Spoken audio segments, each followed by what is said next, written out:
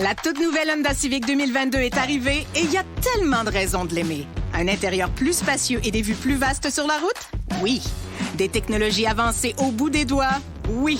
Des caractéristiques de sécurité innovantes qui rendent notre monde un peu plus sécuritaire? Oh oui. La voiture la plus vendue au pays depuis 23 ans en offre plus que jamais. Dites oui à une toute nouvelle génération de Civic. Dites oui à la toute nouvelle Honda Civic 2022. Visitez votre concessionnaire Honda du Québec pour en savoir plus. Toi, ton vaccin, tu l'as eu? Non, pas encore, mais ça va pas tarder. Et tu l'as pris pourquoi? J'ai pris le vaccin danse. Le vaccin danse? Trop bonne idée! Ouais, m'entraîner avec les filles, c'est ce qui me manque le plus. Ben moi, le mien, ça va être le vaccin soccer. Je suis vraiment impatiente de retrouver toute la gang. La vaccination nous rapproche de tous ces moments. Suivez la séquence de vaccination prévue dans votre région et prenez rendez-vous à québec.ca/vaccin COVID. Un message du gouvernement du Québec. Cube Radio. Une radio. Le Dessureau du Québec. Curieux, intelligent, débrouillard. L'une des espèces d'animateurs les plus recherchées de la planète. Vincent Dessureau. Cube Radio. Petite nouvelle de dernière heure, parce que Christian Dubé fait un point de presse en ce moment. Vous dire, et c'est une nouvelle qui pourrait toucher quand même beaucoup de gens. Dès demain, vous pourrez devancer votre deuxième dose à partir d'un délai de 4 semaines au lieu de 8 semaines. De sorte que, bon, moi je l'ai eu hier, alors j'aurais pu me faire vacciner plus tôt si on avait décidé ça avant. Mais bon, pour ceux qui ont encore une date le plus loin au mois de juillet, qui doivent attendre leurs 8 semaines ou qui se retrouvent au mois d'août, dès demain, vous pourrez donc, vous pouvez même y aller au sans rendez-vous, selon ce que je peux comprendre. Donc, dès demain, si votre 4 semaines est fait, ben, vous pourrez devancer rapidement. Je pense qu'on a beaucoup de doses. On en attendait énormément dans les prochains jours. Donc, allez-y, vous pourrez vous faire vacciner plus rapidement que prévu. On rejoint tout de suite notre collègue Mathieu Bock-Côté. Bonjour, Mathieu. Bonjour. Bon, deux dossiers pour nous et je veux commencer par le plus léger des deux parce que ça m'a vraiment fait rire en voyant cet article-là ce matin. Une sculpture inexistante qui est accusée de plagiat. Ah, c'est génial. Ça, c'est l'art contemporain dans tout son délire. Alors, un artiste contemporain décide de dire, le travail, la sculpture, les images, c'est d'abord un travail de la pensée, c'est du ressenti, c'est de l'intuition, c'est de l'imaginaire. Donc, il vend un pas de sculpture. C'est un pas de sculpture, mais c'est une sculpture qui est une pas de sculpture. Je sais pas, donc, c'est comme un espace vide qu'on est amené à se représenter. Bon. Et pour l'installer quelque part, il faut le délimiter vers un espace, il faut mettre des espèces de collants. Oui, tu mets le ruban, la guirlande de velours, là, autour. Exactement, pour dire qu'il y a quelque chose là, genre une sculpture là, qui est une pas de sculpture. Bon. Déjà, c'est loufoque. Je pense qu'il est vendu 15 000 €, ça se peut que je me trompe, mais aussi autour de ça. Donc, il y a quelqu'un, juste pour bien comprendre, il y a quelqu'un qui a acheté un rien, mais disant que c'est un rien qui a une énergie, qui a vraiment quelque chose de particulier, mais c'est rien. Il a payé 15 000 € pour ça. Là. Donc, ça, c'est déjà la première étape de l'histoire. Quand soudain, il est accusé de plagiat parce que quelqu'un avait déjà pensé à ça. Donc là, on est dans monsieur qui a rien fait, se fait accuser par un autre qui avait rien fait lui aussi, d'avoir piqué sa idée non-idée, sa sculpture non-sculpture, sa sculpture immatérielle, sa sculpture inexistante. Alors là, on est vraiment dans le point d'aboutissement du nihilisme, de la déconstruction de l'art, de la culture, la déconstruction du beau. C'est-à-dire qu'on est dans le pur virtuel, immatériel, imaginé, concrètement dans la pure fumisterie, dans la fraude intellectuelle, dans la fraude artistique. Et bien même entre eux, dans leur folie, ils trouvent le moyen de s'accuser l'un l'autre de vol. C'est quand même exceptionnel. C'est léger, c'est le moins qu'on peut se dire. C'est même tellement léger que ça pèse rien. Ça pèse tellement rien que matériel. Oui, mais parce que rendu là, Mathieu, mon vide à moi, c'est pas nécessairement un plagiat de ton vide à toi, là, parce que c'est ce que j'y mets. Il peut être différent du tien, là. On peut s'obstiner là-dessus longtemps. C'est une forme d'appropriation culturelle du vide. C'est quand même très fort. Mais ce qui est drôle là-dedans, c'est quand même, ça en dit beaucoup. Si on s'intéresse un peu à ces milieux-là, et ça, c'est mon cas, mais par pure méchanceté, les milieux de l'art contemporain, c'est souvent quand même, pas toujours, mais c'est souvent cette espèce de fraude intellectuelle. On s'en est loufoque.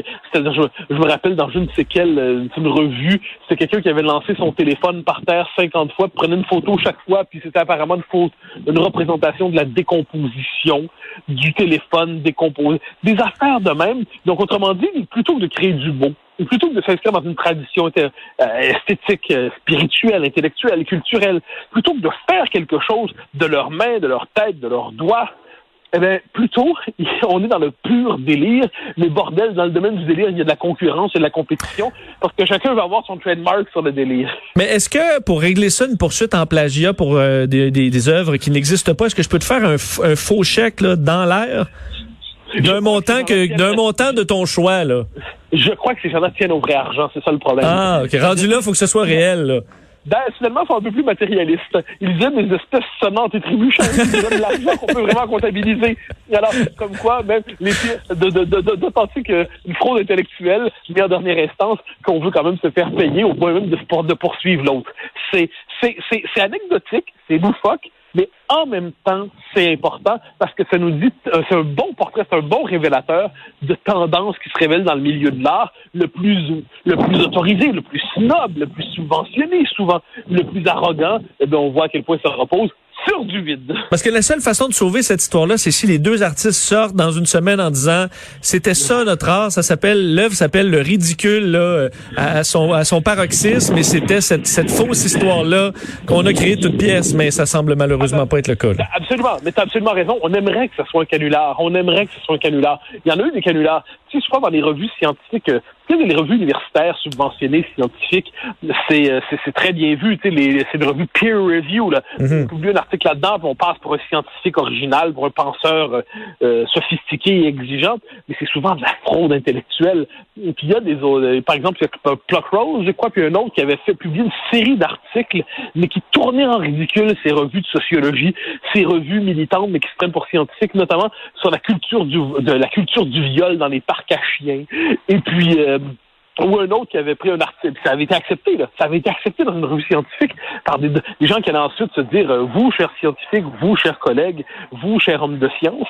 Puis dans le même esprit, quelqu'un a fait un article, ça c'est assez particulier, pour dénoncer la blanchité, entre guillemets, l'homme blanc avait pris des passages de Mein Kampf, mais avait remplacé juif par homme blanc. Et si l'article n'avait pas été accepté, on l'avait quand même célébré en disant que c'était une contribution originale qui permettait véritablement de faire avancer les connaissances. Donc, c'est un milieu qui exige quelquefois d'être critiqué très sévèrement, qui exige d'être déculotté. L'autre dossier qui est quand même un peu en lien, là, parce qu'on parle beaucoup de la culture woke depuis un certain temps. On en a parlé chez nous, aux États-Unis, c'est un dossier qui divise beaucoup, mais on l'a maintenant un peu en chiffres à quel point ça divise, entre autres en Grande-Bretagne. Oui, c'est que c'est en train de devenir un enjeu politique. C'est-à-dire que ça, j'en suis convaincu depuis un bon moment, tous ces délires idéologiques finissent, à un moment donné, le premier réflexe consiste à se dire, oui, mais c'est des folies, c'est des gens bizarres, c'est des gens louches, c'est dans un petit milieu, ça n'a pas de conséquences sur le monde réel. Faux, ça mord sur le monde réel aujourd'hui, et ça devient un enjeu politique. Et ça, moi, je suis convaincu. Donc, en Grande-Bretagne, on voit que ça devient une ligne de clivage significative, woke, anti-woke.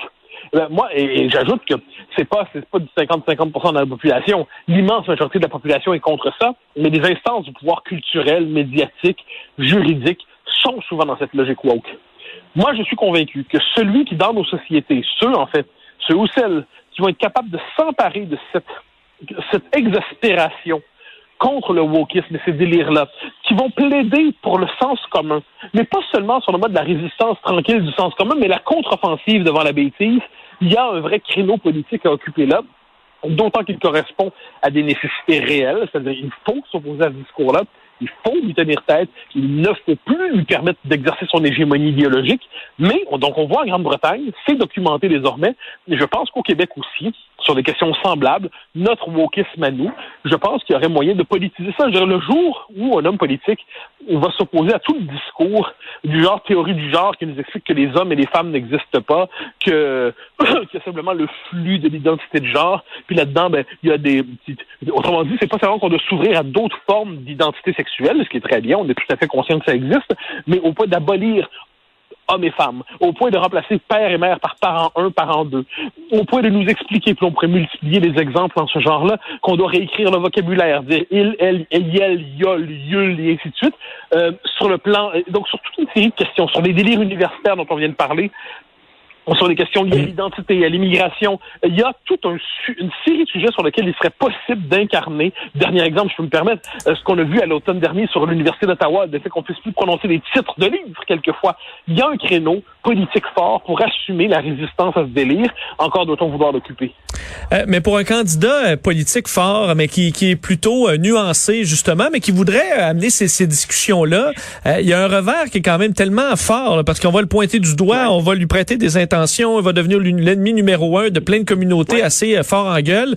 Est-ce que le prix à vivre pour des gens qui voudraient sortir comme ça, de façon même nuancée et pas trop fort pour certains candidats qui vont tout simplement décider de dire j'embarque pas là-dedans parce que c'est trop compliqué? Tu as absolument raison, ça prend du courage pour occuper ce terrain-là, parce que c'est moins les communautés en tant que telles qui se choquent que leur porte-parole autoproclamée, mais qui sont d'une grande violence. Donc là, tout le pouvoir de cette mouvance-là, c'est d'assimiler à l'extrême droite, au racisme, à la transphobie, à la xénophobie, à l'islamophobie, à toutes les phobies disponibles, le désaccord avec ce qu'ils sont et ce qu'ils prétendent représenter.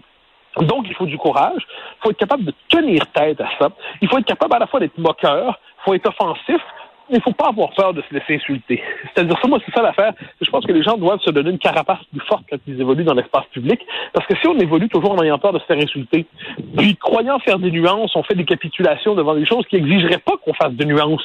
C'est-à-dire, c'est pas des nuances de dire, par exemple, que 2 plus 2 égale 4. C'est la nuance nous fait pas dire que ça existe peut-être 4,2. Non, 2 plus 2 égale 4. Dans le même esprit, il faut avoir du courage pour tenir tête à ça, tout en sachant que ça va être difficile. Mais sinon, on va se retrouver dans quelques années avec une normalisation du wokisme, et puis le désaccord avec le wokisme va devenir peu à peu impossible. En ce moment, c'est dans l'université que c'est pas possible. Ensuite, ce sera dans les médias, ensuite, ce sera ailleurs. Donc, je pense qu'il y a une résistance qui doit se faire, qui doit s'incarner. Et la Grande-Bretagne, de ce point de vue, nous annonce quelque chose d'intéressant. Oui, ce sera au cœur de bien des campagnes électorales à suivre. Mathieu, merci beaucoup. On se reparle demain. À demain. Bye bye. Salut. L'an dernier, les cuisines solidaires ont distribué plus de 2 millions de repas partout au Québec. Mais aujourd'hui, 1 personne sur 7 dans votre collectivité souffre toujours d'insécurité alimentaire. C'est pourquoi la Tablée des chefs et moi, Stéphano Faita, on va mettre les bouchées doubles pour aider les cuisines solidaires à servir encore plus de repas. Et on a besoin de vous. Pour chaque dollar donné, un repas cuisiné par un chef sera servi à une personne qui a faim. Soutenez les cuisines solidaires sur tabledeschefs.org. Merci à notre partenaire. Honda Civic 2022 est arrivé et il y a tellement de raisons de l'aimer. Un intérieur plus spacieux et des vues plus vastes sur la route? Oui. Des technologies avancées au bout des doigts? Oui.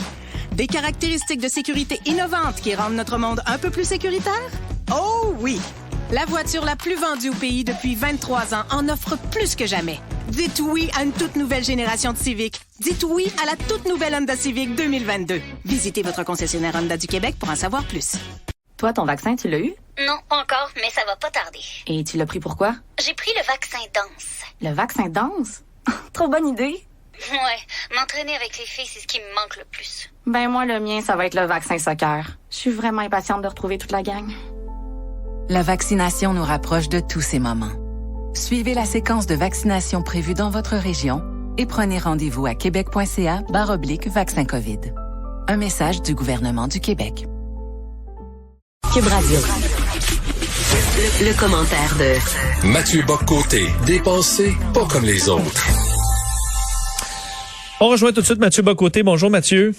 Bonjour. Évidemment, on revient sur cette nouvelle d'importance. Aujourd'hui, grande annonce de Monsieur Trudeau qui nous apprend que nous avons au Canada notre première gouverneure générale d'origine autochtone.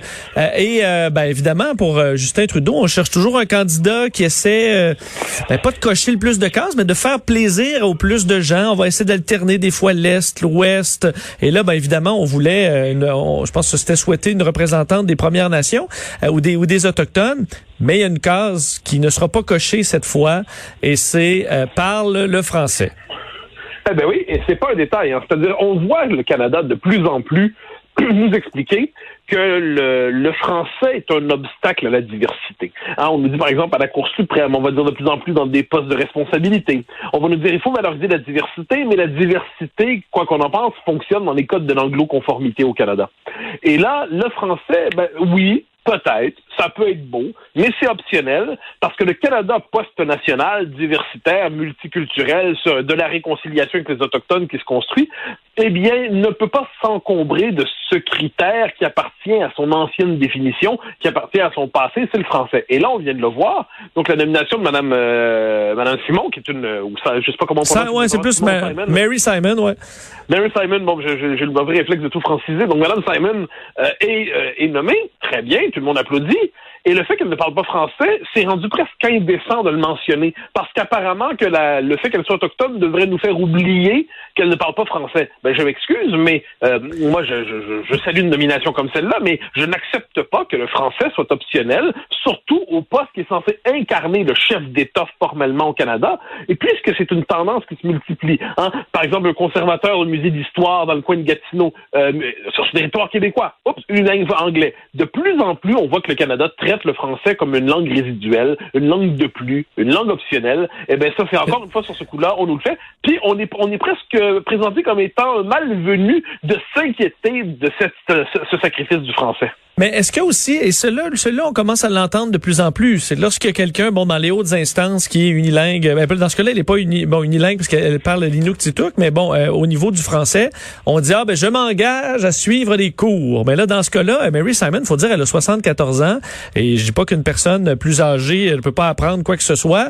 mais apprendre une langue, c'est quand même toute une tâche, là. Donc, est-ce qu'on y croit vraiment que, dans quelques mois, dans quelques années, elle sera en mesure de livrer un discours en français? Je répondrai très poliment, pas de maudite seconde. C'est vrai, il faut arrêter de nous prendre pour des imbéciles. Il faut arrêter de nous prendre pour des idiots. Enfin, on n'arrêtera pas par ailleurs de nous prendre pour des imbéciles ou des idiots. Mais ça, on se dédouane vite du français en disant, oui, je m'engage à suivre les cours. Là, puis on n'en entend plus jamais parler.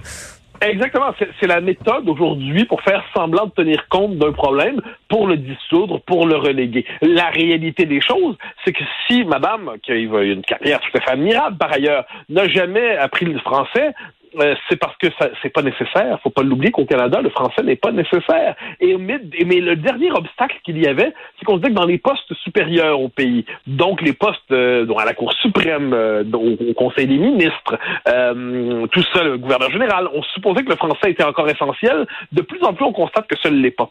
Permets-moi de te donner un autre exemple qui est dans le même registre. 2015, on s'en souvient, Trudeau se fait élire, et là, tout le monde célèbre son cabinet de la diversité, le cabinet de la diversité.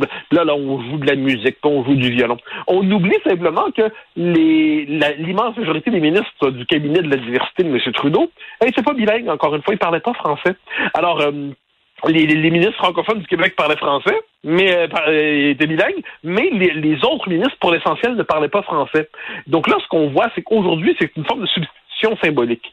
C'est-à-dire que le Canada, c'est la dynamique des années 60, a cherché, pour différentes raisons, à faire une place au fait français.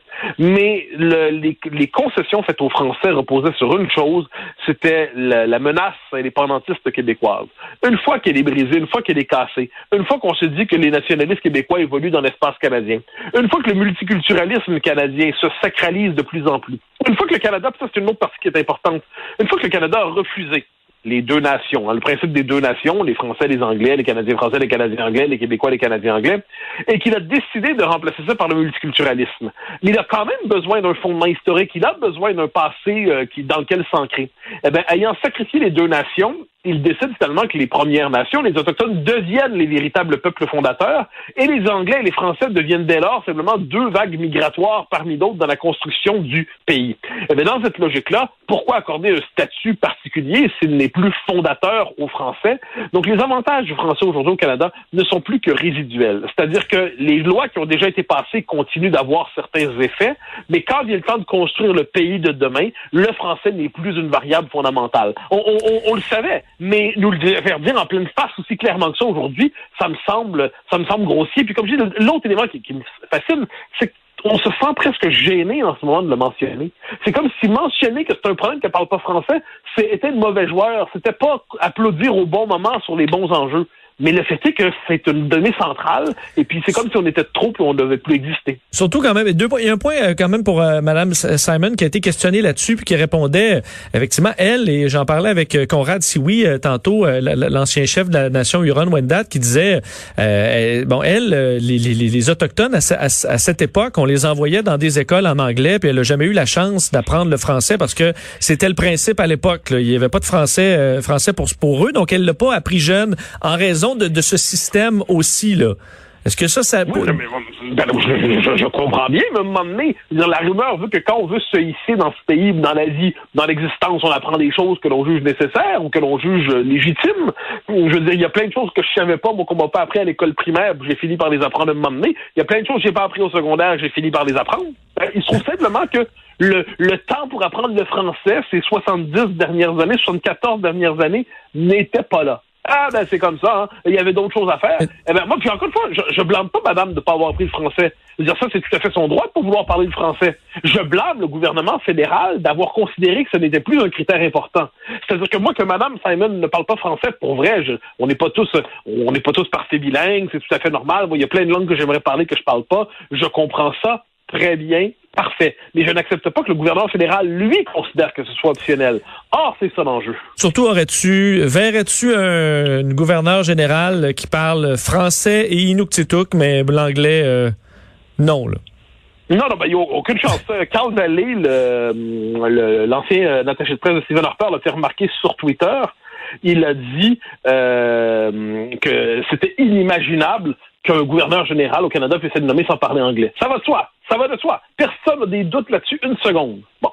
Alors, manifestement, cette démonstration par l'absurde nous rappelle simplement la réalité des choses qui nous échappent parce qu'on peine à la nommer. Mais puis moi, c'est ce que je redoute, en fait, c'est qu'à un moment donné, on va se rendre compte que tout ce que disaient les indépendantistes les plus inquiétants était vrai, évidemment, mais là, on va arriver à un moment où ce sera juste plus possible de renverser la tendance. C'est pas pour rien que je reviens aussi souvent que ça sur ces questions-là. C'est parce que si on n'agit pas maintenant, dans toutes les dimensions de cette question, un jour, on va être tout simplement condamné à la dépossession et à l'impuissance. Et vois-tu quand même, bon, évidemment, c'est pas un poste que tu chéris, là, celui de gouverneur général, mais est-ce qu'on peut s'attendre, là, présentement, c'est un peu, peut-être avoir une période lune de miel, là, et tous les chefs ont salué l'arrivée de Mme Simon, autant les représentants autochtones que l'opposition politique de Justin Trudeau, ça passe très bien. Mais reste qu'elle devient représentante d'Élisabeth II, elle n'est pas représentante des Premières Nations, elle est représentante de la reine face à ces sujets. Ouais. Est-ce que ça risque pas de s'envenimer lorsqu'il y aura des dossiers très chauds? On me dit qu'elle est très bonne pour répondre, qu'elle aura pas peur de donner ses opinions, même si c'est sur des sujets controversés. Mais elle peut se retrouver dans une position très, très glissante là, s'il arrive des dossiers importants. Ah, mais t'as tout à fait raison. Et puis j'ajouterais une chose, c'est que c'est une position en tant que telle, c'est paradoxal. C'est-à-dire que c'est la couronne britannique, c'est ceux qui l'ont poursuivi ici, qui ont mené la politique qui a conduit à la situation que l'on sait pour des peuples autochtones. Et là, elle embrasse cette fonction-là. Mais la fonction du gouverneur général a changé au Canada depuis quelques années, cela dit. C'est devenu justement la fonction symbolique qui est censée marquer l'évolution idéologique du pays. Donc que ce soit Michaël Jean, que ce soit Julie Payette, les différentes personnes qu'on a nommées, ont toujours sont censés incarner la prochaine étape dans l'identité du pays. Dans le cadre d'un Canada qui veut se réconcilier avec la question autochtone, avec les peuples autochtones, c'est tout à fait c'est compréhensible. C'est-à-dire que les Canadiens ont canadianisé le poste de gouverneur général. C'est un poste qui est plus canadien que britannique aujourd'hui. C'est un poste qui représente le symbole global d'une certaine idée du Canada. Bon, on le comprend. Puis c'est pour ça que je trouve qu'elle représente bien le Canada. C'est-à-dire un pays qui va chercher à se réconcilier avec les anglophones, les autochtones, c'est très bien. Un pays qui cherche à faire la paix avec son passé, mais qui n'y parvient pas, donc qui cherche une étape, très bien. Puis un pays qui se fiche du français. Ben, c'est dans la même logique. Elle représente bien, finalement, le Canada. Elle est à la bonne place. C'est simplement nous qui n'y sommes pas québécois. Ce sera effectivement quand même un poste à surveiller. Ce sera intéressant de la voir se démener à travers tout ça, parce qu'il y aura assurément des moments particuliers. Mathieu, merci beaucoup d'avoir été là. On se reparle demain. Au grand plaisir. Bye bye. Salut. L'an dernier, les cuisines solidaires ont distribué plus de 2 millions de repas partout au Québec. Mais aujourd'hui, 1 personne sur 7 dans votre collectivité souffre toujours d'insécurité alimentaire. C'est pourquoi la Tablée des chefs et moi, Stéphano Faita, on va mettre les bouchées doubles pour aider les cuisines solidaires à servir encore plus de repas. Et on a besoin de vous. Pour chaque dollar donné, un repas cuisiné par un chef sera servi à une personne qui a faim. Soutenez les cuisines solidaires sur tablerdeschefs.org. Merci à notre Je te partenaire. dis que dans le Québécois. Honda CR-V, il y a de la place. Tu peux rentrer plein de choses. En plus, les portes arrière s'ouvrent à 85 degrés. Ça, c'est grand, ça. C'est comme rentrer dans ton ancien gymnase du secondaire. Ah, le ballon chasseur. Louez le Honda CR-V 2021 à partir de 0,99% jusqu'à 36 mois et profitez d'un bonus à la location allant jusqu'à 1 000 $ sur modèle sélectionné. Sur approbation de crédit, détails sur honda.ca. Avec une offre pareille, c'est le temps de passer à Honda. Y a quelqu'un? Quand tu dis à ta blonde, change-toi tes habits en guidoune. Change ton mot de passe que je vois tes messages. Vas-tu finir par changer d'idée maudite bokeh? Change d'air quand tu me parles. Tu vas changer de job. Faut que tu changes d'amis. Je te conseille de changer de ton. Ben, c'est pas à elle de changer. C'est à toi. La violence faite aux femmes, ça s'arrête maintenant. Sensibilisons, intervenons et appelons SOS Violence Conjugale. Un message du gouvernement du Québec. Cube Radio. Le commentaire de Mathieu Bock-Côté, dépensé pas comme les autres. Bonjour Mathieu. Bonjour. On parle aujourd'hui, on revient sur le dossier des pensionnats autochtones qui a ébranlé tout le pays depuis quelques semaines maintenant, a mené à des débordements, entre autres au niveau de gestes de vandalisme, de destruction d'églises, des incendies. Et toi, ça te fait réagir parce que, disons, ça semble ébranler peu de Canadiens, cette histoire-là. Ben, c'est assez fascinant. C'est-à-dire que dans l'Ouest canadien, en ce moment, il y a du vandalisme, il y a des incendies criminels sur des églises, et là, la réaction générale, c'est soit de pas dire grand-chose, soit de condamner formellement, mais on passe ensuite à autre chose comme si c'était des faits divers, soit de se montrer compréhensif envers ce qui se passe. Hein. On voit, ça traîne sur des réseaux sociaux, mais pas seulement. Certaines figures publiques vont nous dire que, bien que ce soit condamnable, c'est tout à fait compréhensible, et ainsi de suite, ce qui se passe là. Et moi, je suis fasciné. Parce qu'imaginons si après le 11 septembre 2001, ou si après le Bataclan, ou si après Charlie Hebdo, et puis là, je pourrais donner des exemples, des gens aux États-Unis, en France, au Canada, au Québec, qu'en sais-je, avaient décidé de s'en prendre à des mosquées, de les brûler, de les vandaliser, après pour marquer leur colère après des attentats islamistes. Eh bien, on aurait tous, toi le premier, moi le premier, ben oui. Martineau le premier, Dumont le premier, on se serait tous mobilisés pour dénoncer l'horreur absolue de ces gens qui décident de se venger, d'attaquer. C'est pas de la justice, c'est de la vengeance pure, c'est de la vengeance bête, c'est cruel, c'est insensé. On aurait tous dénoncé ça avec raison. Puis il n'y aurait eu aucune nuance. Eh bien là, qu'est-ce qu'on voit en ce moment? On voit des gens qui expliquent, relativisent, comprennent, comme si d'une certaine manière, là, c'était légitime qu'on décide de s'en prendre, de brûler des églises comme ça dans l'Ouest canadien. Et là, je me dis, est-ce qu'on est encore dans cette fameuse logique du 2 poids, 2 mesures? C'est-à-dire, selon la religion que vous critiquerez, que vous attaquerez, ce sera soit un crime, soit ce sera compréhensible. On peut détruire certains lieux de culte, mais pas d'autres. On peut incendier, et on comprendra, mais pas d'autres. Quel est le critère qui permet de dire que dans un cas, c'est légitime ou compréhensible, dans l'autre, c'est condamnable? Me semble-t-il qu'un minimum de bon sens moral, puis d'analyse intelligente des choses, dirait que c'est condamnable en tout, sans nuance. Tout cela. Or, c'est pas ce qui se passe en ce moment. Et à travers ça, je trouve qu'il y a une sorte de déformation de notre capacité à comprendre ce qui se passe. Ce sont des crimes haineux. Ce sont des gestes haineux. Ce sont d'authentiques gestes haineux dans l'ouest du pays, mais apparemment, ce ne sont que des faits divers. Parce que c'est sûr que se faire justice soi-même, c'est un peu ça qu'on voit là, la destruction carrément, une vengeance envers la religion catholique. C'est quelque chose qu'on dénonce dans tous les autres cas à la grandeur du pays, là. Oui, ben exactement. Alors, se faire justice soi-même, c'est pas se faire justice. Ça, faut bien le dire. Ensuite, il faut bien voir, est-ce qu'on va sortir aussi, moi, parce qu'on connaît les phrases, est-ce qu'on va dire pas d'amalgame, en disant que c'est pas tous les gens, c'est pas tous les catholiques qui sont responsables des crimes qu'il y a eu dans les pensionnats. Ça pourrait se dire. On connaît ces phrases-là. Ensuite, ce qui est fascinant à travers tout ça, mais ça me frappe, c'est que si on cherche à identifier le responsable historique majeur, à ce que j'en sais, c'est une politique de l'État fédéral, et l'Église catholique, ce qu'on peut lui reprocher là-dedans, c'est d'avoir collaboré à ça, de s'être prêté à ça avec d'autres. C'est des gestes absolument scandaleux ce qu'on a vu là-dedans, mais des frères et des sœurs ont abusé de leur position d'autorité. C'est odieux ce qui s'est passé là-dedans. Il n'y a pas de doute, aucune nuance. C'est une politique de l'État fédéral. Bon, parce que j'en sais, si des gens décidaient, des Autochtones, en fait, on ne sait même pas d'ailleurs qui fait les incendies, hein, mais si on décidait d'aller s'en prendre à des édifices fédéraux pour se venger de la loi fédérale sur les Indiens, la loi sur les pensionnats, Est-ce qu'on dirait que c'est compréhensible et puis il faut relativiser, puis c'est pas si grave et ainsi de suite? Qu'est-ce qui fait que cette fois-là, soudainement, on décide de relativiser?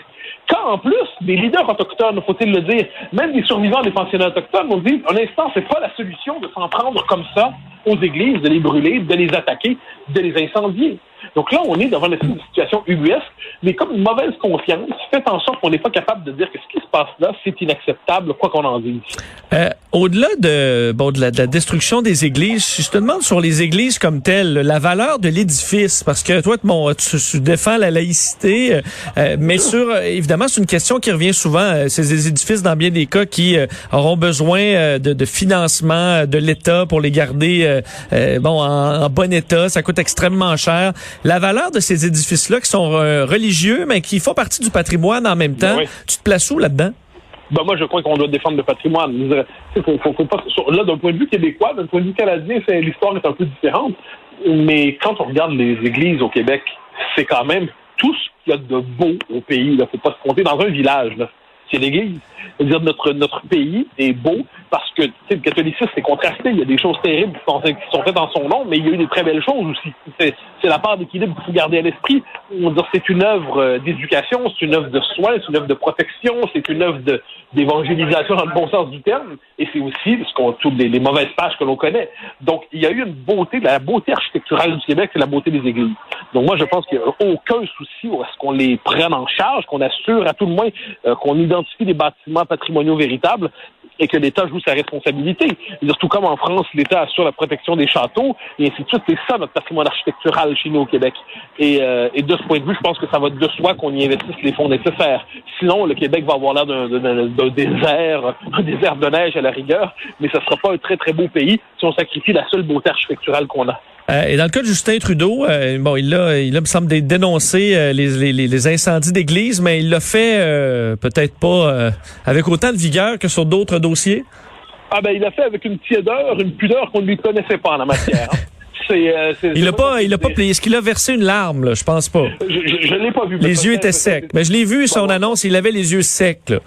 Je ne le blâmerai pas pour une fois qu'il est capable d'être un peu pudique. Mais cela dit, il y a quelque chose de fascinant, c'est que Justin Trudeau, qui en d'autres circonstances aime théâtraliser sa douleur, puis c'est l'homme du vivre ensemble, puis de la diversité, puis ci, puis ça, donc très bien. Mais le fait est que quand vient le temps, imaginons, je redonne l'exemple, imaginons qu'il y ait une attaque contre des synagogues, imaginons qu'il y ait une attaque contre des mosquées. Ça serait, aujourd'hui là, est-ce qu'on s'imagine un instant que quelqu'un ferait des nuances? Bien sûr que non. Puis on aurait raison de ne pas faire de nuances. Mais apparemment, il y a une forme de traitement symbolique, un statut particulier symbolique de l'Église catholique, c'est-à-dire qu'elle, on peut la piétiner, puis Justin Trudeau, donc, a fait le minimum nécessaire, un minimum requis, parce qu'il est quand même premier ministre du pays, pour encore un certain temps. Eh bien, faisant cela dit, il s'est contenté du minimum, comme s'il y avait quelque chose d'indécent, finalement. Je note bien mais ça va au-delà de ça, parce que dans la population, on le voit. Moi, je vois ça passer sur les fameux réseaux sociaux. Demander, c'est quand... Puis pas que des fous qui disent ça, des gens qui sont normalement équilibrés, qui vont nous dire je suis heureux que ça brûle. Je suis heureux que ça brûle. Comment ça, heureux que ça brûle? Donc, il y a comme une forme de joie mauvaise qui s'exprime à travers tout cela. Je pense que dans des moments de tension comme ceux-là, les autorités ont une responsabilité élémentaire d'en appeler au calme. Or, en ce moment, cet appel au calme, non seulement il est très discret, mais surtout, il n'est pas entendu. C'est très clair, en espérant que ça s'arrête le plus rapidement possible, cette vague, effectivement, d'incendie, et qu'on passe avec de véritables enquêtes et de véritables conséquences. Merci, Mathieu. À demain. Bonne journée. Bye bye. L'an dernier, les cuisines solidaires ont distribué plus de 2 millions de repas partout au Québec. Mais aujourd'hui, 1 personne sur 7 dans votre collectivité souffre toujours d'insécurité alimentaire. C'est pourquoi la Tablée des chefs et moi, Stéphano Faita, on va mettre les bouchées doubles pour aider les cuisines solidaires à servir encore plus de repas. Et on a besoin de vous. Pour chaque dollar donné, un repas cuisiné par un chef sera servi à une personne qui a faim. Soutenez les cuisines solidaires sur tabledeschefs.org. Merci à notre partenaire. Honda Civic 2022 est arrivé et il y a tellement de raisons de l'aimer. Un intérieur plus spacieux et des vues plus vastes sur la route? Oui. Des technologies avancées au bout des doigts? Oui. Des caractéristiques de sécurité innovantes qui rendent notre monde un peu plus sécuritaire? Oh oui! La voiture la plus vendue au pays depuis 23 ans en offre plus que jamais. Dites oui à une toute nouvelle génération de Civic. Dites oui à la toute nouvelle Honda Civic 2022. Visitez votre concessionnaire Honda du Québec pour en savoir plus. Hey, je vais te laisser. Je dois recevoir mon vaccin Lac des Îles. Ton vaccin? vaccin Lac des Îles. Ben ouais, tu sais comment j'ai hâte d'organiser mon barbecue au chalet avec toute la famille. Pas bête, ça. Moi, je vais demander mon vaccin restaurant. Ça me manque les soirées improvisées avec les amis. Hey, moi, j'y vais. Je pense pas qu'il fonctionne contre les retards, ce vaccin-là. La vaccination nous rapproche de tous ces moments. Suivez la séquence de vaccination prévue dans votre région et prenez rendez-vous à québec.ca/vaccin COVID. Un message du gouvernement du Québec. Vincent Dessureau. Le commentaire de Mathieu Bock-Côté, dépensé pas comme les autres. On rejoint Mathieu Bock-Côté. Salut Mathieu. Bonjour. Tu veux revenir sur un texte du Globe and Mail hier que tu m'as envoyé, mais d'ailleurs en lisant, bon, on est dans tout un monde là. Le dossier d'une ancienne présentatrice de la CBC qui a démissionné. Là, bon, elle part à la retraite et écrit un texte sur les événements qui l'ont mené à démissionner de CBC. On se souvient, c'était un scandale à saveur raciale. En fait, elle avait utilisé le mot en haine et là donne sa version des faits. Alors là, c'est fascinant, parce que c'est Wendy Mesley, pour reprendre la formule qu'on nous propose ces jours-ci, c'est la Céline Galipo du Canada anglais. Bon. Ah bon. Et c'est Wendy Mesley, donc figure importante, progressiste, femme de gauche, fière de l'être, fière de le dire. D'ailleurs, elle va nous le dire dans le texte. Wendy Mesley, l'an passé, on apprend, dans le cadre des événements liés à Black Lives Matter, on apprend que, elle apprend, en fait, qu'une de ses collègues, femmes, s'est fait insulter par quelqu'un avec une femme noire, avec le fameux mot en haine. Donc, on dit le mot qu'on ne peut pas prononcer, le mot en haine. Oui. Et elle le raconte dans une réunion téléphonique. Sans savoir que dans cette réunion téléphonique, mais l'aurait-elle su, ça aurait changé quelque chose de même, il y a deux collègues racisés, comme on dit aujourd'hui, donc de mémoire, une femme noire et un asiatique, ou l'inverse. Mais quoi qu'il en soit, donc il y a deux. Ces personnes vivent ce mot, entendent ce mot et le vivent comme un trauma. Et la dénonce en disant qu'ils ont vécu ça très différemment. Je précise qu'elle ne l'a pas utilisé pour l'employer pour désigner quelqu'un. Elle l'a pas utilisé comme une injure, elle l'a pas utilisé comme une insulte, rien de tout ça. Elle a simplement cité l'injure, cité l'insulte. Elle a témoigné de ce qu'elle avait entendu. En fait, faut dire Mathieu, elle l'a fait parce qu'elle était en colère qu'un collègue se soit fait lancer ce mot-là lors d'une couverture journalistique. Là. Elle était fâchée de ça. Elle l'a rapporté parce qu'elle était en colère qu'on ait insulté comme ça. Avec raison, faut dire en passant, elle était en colère qu'on ait utilisé ce mot-là.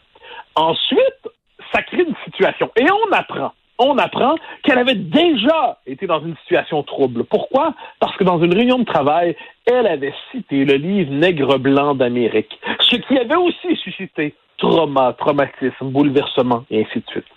Alors là, pour cela, elle a été mise de côté, elle a été ramenée, finalement, on lui a retiré ses émissions. Elle a été finalement marginalisée, cancellée, on pourrait dire aujourd'hui. Or, qu'est-ce qui arrive? Et là, c'est intéressant. Elle quitte finalement Radio-Canada et veut livrer sa propre version. Et elle nous dit, et là, c'est là qu'on voit à quel point la révolution dévore toujours ses enfants. Madame Mesley nous dit, je suis rentrée dans le journalisme pour changer le monde, pour transformer, pour donner une voix aux minorités, assis à ça. Donc, elle n'est pas rentrée en journaliste pour rapporter les faits, par souci d'objectivité, c'est une forme de militantisme pour elle. Très bien, d'accord, c'est noté. Et ensuite, elle nous explique, et ça, c'est fascinant, que elle s'en veut d'avoir dit ces termes-là. Elle sait qu'elle a blessé. C'est impardonnable ce qu'elle a fait. Oui, elle se confond en excuses là, en disant j'ai blessé des gens sans jamais en avoir l'intention. J'ai blessé, je m'excuse. Comment j'ai pu faire ça? Et là, elle dit, OK, il était normal que je reçoive une punition. Mais pas cette punition-là. La punition était trop lourde. La punition était trop élevée. Elle ajoute, en plus, dans cette histoire-là, j'ai été défendu par des défenseurs de la liberté d'expression qui s'opposent à la cancel culture. Et moi, c'est pas du tout contre ça que je me suis battu dans la vie. Je me suis battu contre justement les injustices. Elle nous dit dans ce texte-là, c'est génial, elle nous dit finalement que ceux qui l'ont défendue, ils la dégoûtent un peu. Elle était horrifiée, dit-elle, horrifiée d'avoir été défendue par ces gens-là qui défendent la liberté d'expression. Et elle revient au terme de tout cela, en finalement s'excusant, en se confondant en excuses, en disant oui, c'est vrai qu'il fallait me punir. Fallait juste pas me punir tant que ça. Puis ceux qui m'ont défendu, je les aime pas, ils sont malpropres, ils sont horribles, j'en veux pas. Et j'ai fait une erreur de citer ce terme pour le dénoncer, et j'ai fait une erreur de citer le titre de ce livre. Ça, pour peu qu'on connaisse un peu l'histoire du 20e siècle, et c'est une chose, moi, qui me passionne, c'est véritablement les procédés d'autocritique version soviétique ou maoïste. C'est-à-dire, voilà quelqu'un qui se veut de gauche, on va prendre le progressiste, et qui, à un moment donné, heurte la nouvelle version de ce que veut dire la gauche. Et là, elle se confond en excuses, elle s'accuse publiquement, espérant obtenir la rédemption. Elle s'accuse publiquement, espérant obtenir le pardon. Elle s'accuse publiquement, je le cite, d'avoir cité une insulte, d'avoir cité un livre. Alors ça, pour moi, Mme Meslay, je vois ça, et puis autant j'étais désolé, mais vraiment désolé, parce qu'il lui arrivait d'en passer, autant je me dis aujourd'hui, mais bien fait pour elle. C'est terrible ce que je veux dire, là, mais quelqu'un, elle est d'accord avec ses accusateurs, elle est d'accord avec ceux qui l'ont cancellé, elle est d'accord avec la logique qui conduit à son expulsion de l'espace public, elle est d'accord avec ceux qui veulent l'exécuter publiquement, mais elle leur dit, vous avez frappé un peu trop fort, mais sur le fond des choses, vous avez raison. La révolution dévore toujours ses enfants. Sur le fond des choses, on s'entend, je suis pas heureux de voir ce qui lui arrive, je trouve ça triste.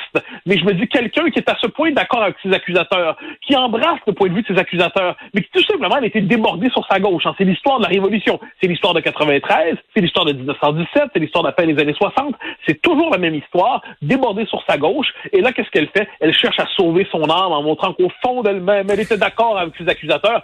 C'est pitoyable, c'est pathétique, c'est l'expression politique d'une névrose idéologique. Parce que pour refaire le scénario avec des mots qu'on peut encore presque dire, là, si on a un journaliste là, qui, admettons, se fait traiter de fif là, dans la rue, et là, il y a quelqu'un dans son média qui est en colère, puis là, dans une réunion, il dit, je peux pas croire qu'il s'est fait traiter comme ça dans la rue. Je peux pas croire qu'en 2021, on se fait encore traiter de fif dans la rue.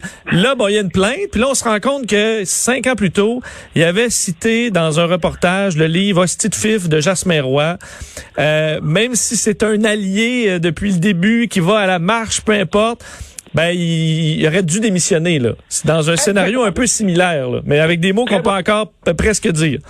C'est une très bonne description, en fait, c'est une très bonne analogie, et je pense, oui, on en est là, en fait, dans cette logique-là. Et là, il y a une chose qu'il faut noter, cela dit, c'est l'existence de ces petits délateurs à Radio-Canada qui se sont empressés d'aller rapporter à la direction les propos apparemment scandaleux de Mme Wendy Meslay.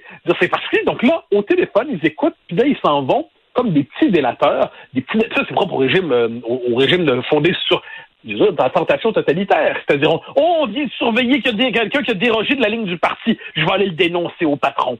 Donc là, je vais aller le dénoncer au commissaire politique. Je vois ça, moi, je trouve ça terrifiant. Et devant cela, moi, ce qui me fascine, puis là, on voit comment l'événement est rapporté aujourd'hui dans les journaux, même dans le Québec francophone. Une journaliste de la presse nous dit le drame, qui prend pour Mme Meslay, qui comprend que c'est terrible le sort qu'on lui dit, le drame, c'est qu'elle a été emportée, puis là, elle-même endosse ça, par les méchants qui luttent contre la cancel culture et qui fantasment sur une cancel culture. Un instant, là.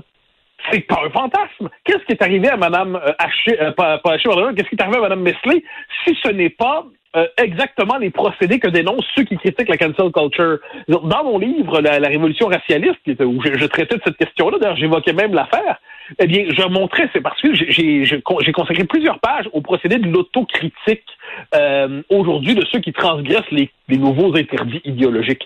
Et c'est ce qu'on a en plein visage. Mais là, ce qui est fascinant, c'est que jusqu'au dernier moment, ils ont été expulsés, ils ont été chassés, ils ont été humiliés, mais ils continuent de vomir sur ceux qui ont pris leur défense et ils demandent la pleine réintégration dans le camp du bien à ceux qui les ont humiliés.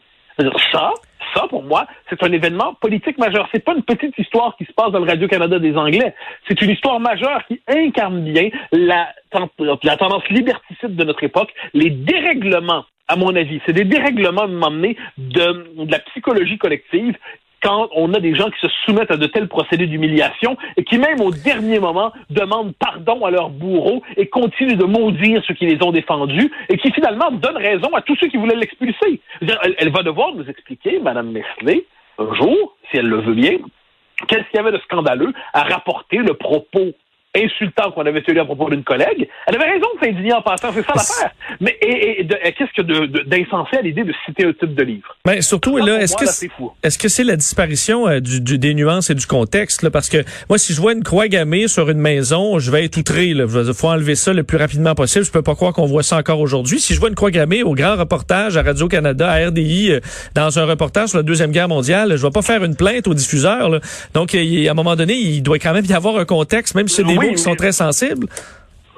Oui, c'est que tu habites le monde réel. Tu habites le monde réel. Or, ces gens-là n'habitent plus le monde réel. Ils habitent un monde dédoublé, un monde idéologique, un monde manipulé idéologiquement, un monde où la réalité ne compte plus, un monde où ce qui compte, c'est le signalement moral, c'est la délation de celui qui transgresse la ligne du parti, un mot où il faut multiplier les mots interdits, un mot où il faut s'indigner au bon moment, un monde qui fonctionne au lynchage. Alors, de ce point de vue, le Canada, le grand pays de la liberté, à mon œil, le Canada anglais est aujourd'hui un des pays qui, du point de vue de la psychologie collective, de la culture politique, de la culture collective, est un pays qui est aujourd'hui fondamentalement hostile à la liberté et aux libertés.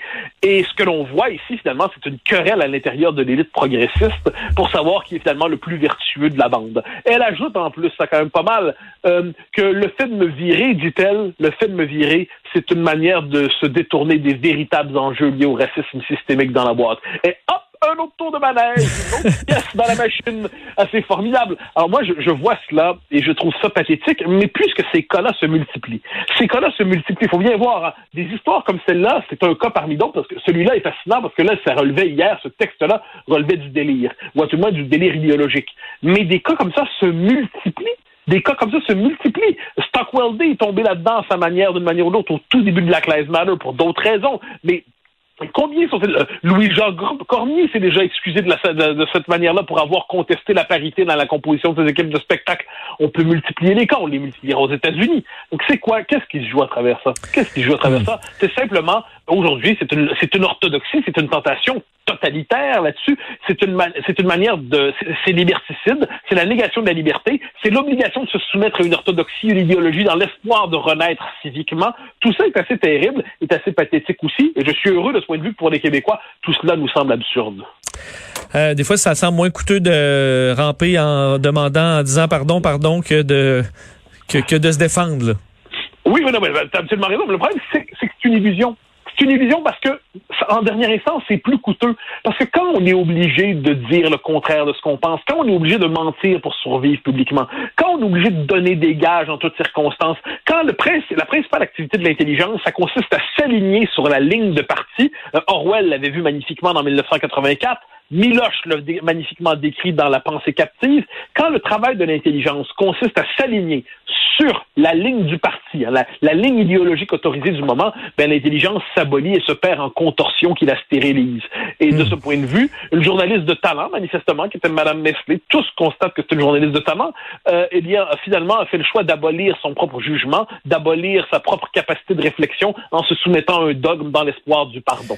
C'en est un peu triste. On dit qu'il faut pas payer les ravisseurs, hein, même si ce que les ravisseurs ont en otage, c'est la liberté de parole. Je pourrais dire ça et terminer là-dessus. Mais quelle excellente formule, encore une fois, je te l'emprunterai tout le temps. Pas de problème, je te la laisse. Au grand plaisir. Mathieu, un grand plaisir, on se reparle demain. Bye, merci. Salut. L'an dernier, les cuisines solidaires ont distribué plus de 2 millions de repas partout au Québec. Mais aujourd'hui, 1 personne sur 7 dans votre collectivité souffre toujours d'insécurité alimentaire. C'est pourquoi la Tablée des chefs et moi, Stéphano Faita, on va mettre les bouchées doubles pour aider les cuisines solidaires à servir encore plus de repas. Et on a besoin de vous. Pour chaque dollar donné, un repas cuisiné par un chef sera servi à une personne qui a faim. Soutenez les cuisines solidaires sur tabledeschefs.org. Merci à notre partenaire. Je te dis que dans le Honda CR-V, il y a de la place. Tu peux rentrer plein de choses. En plus, les portes arrière s'ouvrent à 85 degrés. Ça, c'est grand, ça. C'est comme rentrer dans ton ancien gymnase du secondaire. Ah, le ballon chasseur. Louez le Honda CR-V 2021 à partir de 0,99% jusqu'à 36 mois et profitez d'un bonus à la location allant jusqu'à 1 000 $ sur modèle sélectionné. Sur approbation de crédit, détails sur honda.ca. Avec une offre pareille, c'est le temps de passer à Honda. Y a quelqu'un? La vaccination contre la COVID-19 se poursuit partout au Québec.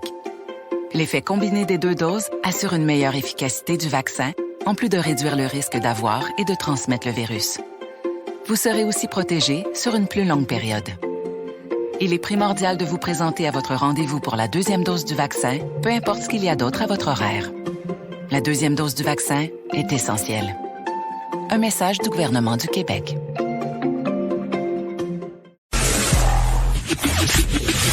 Le commentaire de Mathieu Bock-Côté, dépensé pas comme les autres. Bonjour Mathieu. Bonjour. On te rejoint pour parler d'un sujet, et je veux dire, en ouverture d'émission, Mathieu, je lisais la parution sur une page Facebook qui s'appelle Observatoire des délires conspirationnistes. Là, tu en as peut-être entendu déjà parler, qui suit un peu les discours conspirationnistes. Et une personne se plaignait, du moins dans ce qui a été partagé sur cette page-là, de devoir finalement payer sa contravention de 1500 $. En fait, 2 contraventions de 1500 $ pour ne pas avoir respecté les règles sanitaires. Et là, lui en revenait pas, parce qu'il dit les conspirationnistes, ils m'ont dit que c'était inconstitutionnel, que tout ça allait tomber. Puis là, j'ai une date de comparution, va falloir que je paye. Léla était en furie contre ses leaders conspirationnistes qui lui avaient dit que ça valait pas de la chenoute comme contravention. Un dossier un peu comme ça dans les frustrations de certaines personnes, puisqu'aujourd'hui, le docteur Didier Raoult est sorti pour les vaccins, et ça fait pas plaisir à tout le monde. Non, c'est assez intéressant, en fait, parce que Didier Raoult, dans cette pandémie, c'est un peu c'est la figure énigmatique. C'est-à-dire, au début de la pandémie, on se dit, est-ce que c'est lui qui a raison contre tout le monde? Ça arrive des fois que des gens ont raison contre tout le monde. Est-ce que c'est le penseur qui pense, comme on dit, à l'extérieur de la boîte? Est-ce que c'est lui qui, contre d'une espèce de délire sanitaire qu'on connaîtrait, vert et juste? Et moi, je me rappelle très bien, quand ça commence au début, je me dis, on va quand même, le gars, c'est pas un nul, on va quand même... Écoutons-le, oui, absolument. Oui, puis moi, je ne le dédaignais pas. Ensuite, on voit les événements, puis les circonstances en a prouvé que cet homme, qui est intelligent sans le moindre doute, sur le fond des choses, semblait s'être trompé. Et il devenait un peu la caution intellectuelle de ceux qui soit relativisaient la pandémie, soit allaient même jusqu'à dire que le vaccin était non seulement soit inutile, soit dangereux. Donc, lui-même n'allait pas jusque-là, mais il était souvent interprété en ce sens d'une manière ou de l'autre. Et si, quelquefois, il se contredisait, faut bien le dire, mais c'était un peu la figure qui incarnait la légitimité intellectuelle de ceux qui sont rapidement basculés dans l'antivax et ainsi de suite. Or, qu'est-ce qu'on voit aujourd'hui? Didier Raoult dit pour les soignants, pour ceux qui sont les personnes aussi avec une comorbidité, une fragilité particulière, je recommande le vaccin, ainsi de suite. Il ne dit pas vaccin obligatoire pour tout le monde, c'est pas la question, mais à tous ceux qui disent le vaccin, c'est non seulement inutile à la rigueur, mais c'est dangereux. Et puis Didier Raoult l'a dit, et là il dit un instant, le vaccin, il est non seulement légitime, mais il est nécessaire au moment où nous sommes dans la pandémie aujourd'hui. Donc, il modifie sa position. Ce qui est intéressant là-dedans, comme je dis, c'est que on a compris depuis un temps, avec sa solution sur la chloroquine, tout ça, on comprenait que ça tenait pas la route. Mais ce qui est intéressant, c'est que là, il dit ça, et là, il y a toute une partie de la mouvance anti-vax qui se sent trahie. Et là, il y a différentes expressions de ce sentiment de trahison. Il y a ceux qui nous disent, mais est-ce qu'il est vraiment l'auteur de cette déclaration? 2, est-ce qu'il a été payé pour ça? Est-ce qu'il a été acheté? Est-ce que c'est un traître? Est-ce que finalement, il est sous une menace? Donc, c'est comme si une forme de délire, je dis délire conspirationniste, là, on s'entend, moi je traite pas tout le monde de conspirationniste, je pense que c'est une étiquette dont on a abusé depuis 1 an et demi, mais il y a ceux qui, à un moment donné, vivent vraiment dans un monde parallèle et qui croyaient avoir une caution incroyable avec Didier Raoult. Finalement, une partie de leur univers s'effondre ce matin, et ça nous amène, si on le veut, à regarder c'est quoi la psychologie des différents mouvements anti-vax, ou à tout le moins des différents mouvements qui, aujourd'hui, font de leur refus du vaccin une question politique. Oui, parce que tu penses de quoi des raisons fondamentales là, derrière ce refus du vaccin? Parce que y en a qui disent mon seul combat, c'est pour avoir le libre choix. Mais ce libre choix, on l'a là, au Québec. Donc, est-ce que c'est une façon détournée dans le fond, de cacher d'autres raisons de refuser le vaccin? Mais je pense qu'il y a différentes tendances. C'est-à-dire, il y a le réflexe de celui qui se sent tout puissant, qui dit que la COVID, c'est pas la peste, c'est pas Ebola, ce qui est un fait. Donc là, ils disent, je préfère traverser ça plutôt que de risquer un vaccin trop récent. Donc un mélange à la fois, à mon avis, de relativisme et d'individualisme. Alors qu'on oublie que c'est l'élément central, c'est qu'on se fait vacciner pour éviter justement de contaminer, à tout le moins pour éviter de devenir, pour participer plus largement, je dirais, on participe à l'effort de guerre, parce que, pour reprendre la formule du ministre Dubé, qui n'était pas fausse, c'est un geste individuel dans une perspective collective. Bon. Mais il y a ensuite, il y a ceux qui sont depuis un bon moment dans la logique anti presque conspirationniste, mais la vraie, pour eux, le vaccin, en fait, la pandémie, soit n'a pas eu lieu, soit elle a été à ce point instrumentalisée qu'elle ne correspondrait pas à la réalité. Donc, leur position, qu'est-ce que c'est? Ça consiste à dire que finalement, le vaccin, c'est une espèce d'instrument de contrôle social. Donc, refuser le vaccin devient une manière de résister au contrôle social et au nouvel ordre sanitaire. Donc là, c'est comme une espèce de suridéologisation du vaccin. Et là, on en vient à se dire que finalement, la recherche scientifique n'est qu'un discours parmi d'autres au service d'une puissance nommée Big Pharma et que les progrès réels faits grâce aux médicaments, grâce aux vaccins, grâce aux sciences, ce n'est qu'un discours parmi d'autres pour asservir la population. Donc là, on bascule dans un monde parallèle. Et à travers tout ça, moi, ce que je trouve assez triste, c'est qu'il y avait, depuis le début de la pandémie, il y a plusieurs critiques qui devaient être menées de la manière dont on pilotait ça les gouvernements. La question de... Moi, j'ai toujours été... sans y être radicalement hostile, j'ai toujours été réservé sur l'ampleur du confinement. J'ai toujours pensé qu'il fallait quand même ménager des espaces de liberté. Je trouvais qu'on allait trop loin là-dedans. Bon, toutes ces choses, mais c'était des critiques qui étaient politiques. Or, ce que je trouve dommageable, c'est que plutôt que de faire une réflexion sur l'état de la gestion de la pandémie, on décide de certains se réfugient dans un monde parallèle où le vaccin devient le symbole de ce à quoi on doit résister à tout prix. Le vaccin qui tuerait, le vaccin qui rendrait fou. C'est un monde parallèle à partir de ce moment-là. J'ai l'impression qu'on quitte le domaine de la raison. Le domaine de la raison, c'est, comment on a géré la pandémie, comment on en sort aujourd'hui. Le domaine de la raison aussi, c'est de dire qu'on a enfin trouvé, vivre avec le virus, là, c'est le vaccin qui le rend possible. Parce qu'une fois qu'on a le vaccin, ça neutralise le virus, ça l'atténue, ça diminue la circulation, ça fait en sorte qu'il ne nous conduit plus des tonnes de gens à l'urgence, en réanimation, à l'hôpital, et ainsi de suite. J'ai l'impression qu'on a perdu le contact avec la réalité dans une certaine mouvance et je m'en désole. Et c'est pour ça que le geste de Didier Raoult n'est pas sans intérêt parce qu'il va peut-être réveiller certains d'entre eux. Oui, parce que quand même, souvent, les personnes qui ne veulent pas le vaccin sont les mêmes qui étaient les plus fâchées d'avoir des restrictions à leur liberté là, et des confinements, alors que c'est l'outil par excellence de déconfinement pour enlever ces mesures. Mais c'est souvent exactement les mêmes personnes. Exactement, mais c'est ça l'affaire. C'est pour ça que là-dessus, on voit qu'on est dans un univers purement idéologique. C'est-à-dire qu'il y a une méfiance naturelle envers un médicament. OK, il y a un nouveau médicament. Je pense que tout le monde comprend ça. Tout le monde comprend qu'il y a des effets secondaires. Tout le monde comprend l'espèce de méfiance. Ensuite, moi, je confesse. Mais là, c'est pour moi. Je me rappelle que quand le vaccin a été annoncé, mais moi, j'avais l'impression que c'était la fête dans ma tête. Parce que je me suis dit, j'étais époustouflé de voir le progrès de l'intelligence humaine. C'est quand même quelque chose. Quand moins d'un an après le début de la pandémie, on avait déjà trouvé la voie de sortie. Ensuite, il faut l'administrer dans chaque pays, de manière mondiale. Il y a des ajustements. On continue d'apprendre sur la COVID. Est-ce qu'il va falloir une troisième dose? Peut-être. On regarde ça, manifestement, on se dirige vers là. Mais c'est qu'on tâtonne. On ne sait pas tout à l'avance. On ne sait pas tout à l'avance. Et là, moi, ce que je vois, c'est que cet effort intellectuel et scientifique exceptionnel à l'échelle de la planète ouvre le chemin d'un retour qu'on vit en ce moment puis qui va s'accélérer à une société normalisée, une société qui retrouve ses libertés, une société, puis moi, j'ai jamais fait partie de ceux qui disaient liberté, se moquant de ceux qui plaidaient pour leur liberté. C'est important, les libertés, c'est fondamental, les libertés, mais le fait est qu'il y a eu un moment sanitaire d'exception, un état d'exception qu'il fallait traverser, mais ce qui permet d'en sortir, c'est ce que certains rejettent aujourd'hui. Donc là, on est dans une forme de paradoxe, et c'est là qu'on voit ce qui arrive quand on n'évolue plus dans le monde réel, avec les désaccords qu'il y a dans le monde réel, puis qu'on bascule dans un monde parallèle qui est fait d'informations un peu étranges, appelons ça comme ça, qui traînent sur le web et qui servent à construire, dans les faits, un récit alternatif sur la réalité, mais qui est de plus ancré dans la réalité. Je vois aussi quand même, j'ai vu quelques publications passer moi, sur mon Facebook dans les derniers jours, enfin, ou même surtout hier, là, sur l'arrivée de possible d'un passeport vaccinal à l'automne, évidemment, si besoin est. Mais dans le texte, là, vraiment, une éloquence au niveau on est un défenseur de la liberté, puis à quel point cette vie là qu'on nous offre libre n'est pas une vraie liberté dans la mesure où c'est le gouvernement qui nous force à avoir des vaccins. Mais j'ai l'impression que c'est un peu comme dans bien d'autres causes, il vient avoir une certaine frénésie quand on se sent le grand défenseur là, d'une cause plus grande que nous. On devient un soldat de la liberté dans notre vie qui est normalement plutôt rangée et peut-être un peu ennuyante. Ça, on a vu ça avec les carrés rouges, on a vu ça avec les WOW, et on voit ça même avec des anti-vax ou avec des anti-mesures qui se retrouvent trouve investi d'une mission qui rend la vie plus excitante, peut-être. Je suis d'accord avec toi à 100%, à 1000%. Je pense que c'est le drame, ça, c'est-à-dire qu'on se lève le matin et puis on a une job normale à faire. Il faut tondre le gazon, il faut mettre du chlore dans la piscine si on a encore du chlore dans la piscine. Faire la vaisselle, oui.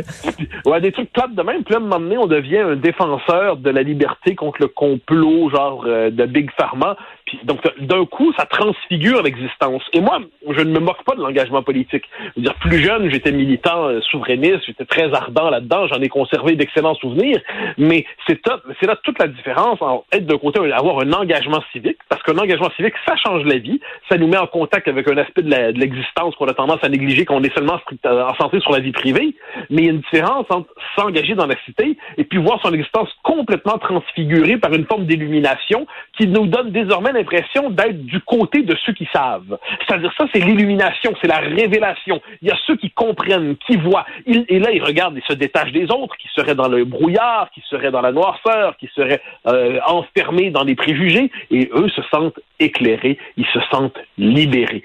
Ça, c'est triste. Donc moi, je crois à la valeur très féconde de l'engagement civique. Je me méfie de toutes les révélations religieuses, surtout lorsqu'elles se prétendent avoir des conséquences politiques. C'est des révélations religieuses, en dernière instance, les vraies, ça concerne l'âme de chacun. Mais lorsque la révélation religieuse touche la prétention à organiser la cité, puis finalement, c'est la logique de la secte qui apparaît très rapidement, et bien là, ça transfigure une vie, mais pour le pire. Ça fait en sorte, puis on l'a vu, moi, il y a un récit qui circule, c'est assez fascinant. Sur Twitter, ça revient en boucle. Différentes personnes disent « J'avais un ami, je l'aimais beaucoup. Il a été se faire vacciner. » Ah oui? On peut plus être amis, il a été se faire vacciner. Là, t'as envie de dire, calme-toi, mon gars. Et puis, la semaine passée, alors ça, pour la petite histoire, j'ai fait ma deuxième dose samedi passé. J'étais même trop content de la faire. Puis je m'étais moqué jusqu'ici des selfies de vaccination. Puis là, j'étais juste trop content d'avoir fait ma deuxième dose. Tu pouvais pas résister. J'ai fait bien. Puis en plus, j'ai fait une espèce de blague poche. Là, j'ai appelé-moi dose. Deuxième dose, me prenant pour James Bond. Une espèce de clin d'œil un peu à chier de la formule. Mais t'as dû recevoir un peu de bêtises. Une armée. Mais alors, il y avait ceux qui avaient pas tort de dire que vous n'étiez pas supposé vous moquer les gens qui prennent le selfie vaccinal. Très vrai, j'ai succombé moi-même à ce péché. Mais il y a surtout ensuite ceux qui disent vous nous trahissez, vous nous décevez. Même vous pourriez-vous faire ça? Là, j'ai envie de dire, mais à quel moment ce même vous, à quel moment avez-vous pu croire un seul instant qu'il y a dans les différentes choses les thèses que j'avance, les idées que j'avance, un refus des progrès scientifiques, des progrès de la médecine. À quel moment avez-vous pu imaginer ça? Et là, il y a un sentiment de déception, de trahison. Puis là, il y en a des gens qui nous annoncent qu'on va mourir, et ainsi de suite. Ah oui, à l'automne. Oui, à l'automne. Un jour, ça c'est certain. Mais à l'automne, j'espère que non. Alors, il y a quelque chose là-dedans qui me fascine, c'est-à-dire le sentiment de trahison lorsque certains, finalement, décident d'aller se faire vacciner, parce que c'est normal, parce que c'est l'étape qu'on doit tous suivre pour retrouver nos libertés. Mais là-dessus, je pense qu'il y a une forme de rupture dans le rapport au réel. Et souvent, faut dire, dans ceux qui font des photos de vaccins, je vais dire, j'en ai fait une sur ma première dose, moi pas la deuxième, mais on voit souvent des gens qui publient peu là, sur les réseaux sociaux, ben là, ils sont contents, publient une photo et se font insulter en disant, on s'en fout de ton vaccin. Et ceux qui insultent, ce sont ceux qui font des dizaines et des dizaines de publications à tous les jours sur Facebook pour nous inonder de leur avis sur tous les sujets, là. Ah, puis t'as tout à fait raison, mais j'ajoute une chose là-dessus, c'est-à-dire on va nous dire, est-ce que je t'ai mis une photo de ma colonoscopie ou est-ce que je t'ai mis une photo de... Là, t'as envie de répondre, on est tous conscients qu'il y a une dimension, en ce moment, une dimension collective au vaccin. Là. C'est pas un examen de la prostate ordinaire, c'est pas une opération, c'est pas n'importe laquelle. On est conscient que si on se prête tous à ce geste, eh bien, en dernière instance, on va sortir de la pandémie. Ça veut pas dire qu'il n'y aura pas des traces de ça dans nos vies, mais globalement, on va retrouver une vie de liberté. C'est plutôt normal, quoi. Une forme de... Surtout, on a quand même traversé 1 an et demi absolument insupportable de confinement. C'est fou. Moi, je pense qu'on va faire l'histoire du confinement, on va se rendre compte à quel point c'était une espèce à l'échelle de l'histoire, c'est une mutilation de l'âme que d'être contraint ainsi à rompre les liens sociaux, à ne vivre que de manière virtuelle, tout ça. C'était pénible, le confinement. Donc là, la liberté est retrouvée. On voit, puis d'une journée à l'autre, on gagne des libertés. Et puis là, le vaccin nous annonce qu'on sort de ça pour de bon. Il va y avoir des traces, évidemment, comme je le dis. Mais globalement, on sort de cette période-là. Et là, il faudrait apparemment en plus dire, pour ne pas vexer les anti-vax, oh, excusez-moi, je ne veux pas... à un moment donné, il y a ces petites réjouissances aujourd'hui, ils ne devraient pas être interdites. Mais non, il y a les contrôleurs de l'humeur publique qui disent, t'as pas le droit, parce que c'est une trahison, puis pourquoi t'affiches ça, puis tu participes On m'a même demandé, d'ailleurs ça c'était plutôt drôle, on m'a même demandé si c'était vraiment un vaccin que j'ai reçu et non pas une solution saline, parce que je participerais à je ne sais quel effort gouvernemental de propagande. Oui, c'est ça, Puis ouais, comme dirait l'autre, comme dirait OSS 117, oui, je connais cette théorie. Donc oui, c'est un peu étrange. Des gens posent ces questions-là. Est-ce que c'est une solution saline ou c'est un vrai vaccin? Qu'est-ce qu'on répond à ça? Oui, parce qu'on sait très bien qu'il y a une file média où on donne de l'eau saline et il y a la file pour les réguliers. L'eau saline m'a fait mal au bras pendant une journée. Oui, c'est ça. C'est intéressant. C'est un révélateur. La pandémie a révélé des pathologies sociales. Et quand on sort de la pandémie, il y a une espèce de dernier reste qui s'exprime dans l'espace public comme ça. Au moins, visiblement, au Québec, il y a assez de gens qui sont prêts à aller se faire vacciner sans aucun problème, avec grand plaisir, qui devrait permettre de protéger les autres. Mathieu, merci. Bon week-end. À lundi. Grand plaisir à lundi. Salut. Bye. L'an dernier, les cuisines solidaires ont distribué plus de 2 millions de repas partout au Québec. Mais aujourd'hui, une personne sur 7 dans votre collectivité souffre toujours d'insécurité alimentaire. C'est pourquoi la Tablée des chefs et moi, Stéphano Faita, on va mettre les bouchées doubles pour aider les cuisines solidaires à servir encore plus de repas. Et on a besoin de vous. Pour chaque dollar donné, un repas cuisiné par un chef sera servi à une personne qui a faim. Soutenez les cuisines solidaires sur tabledeschefs.org. Merci à notre partenaire Québécois.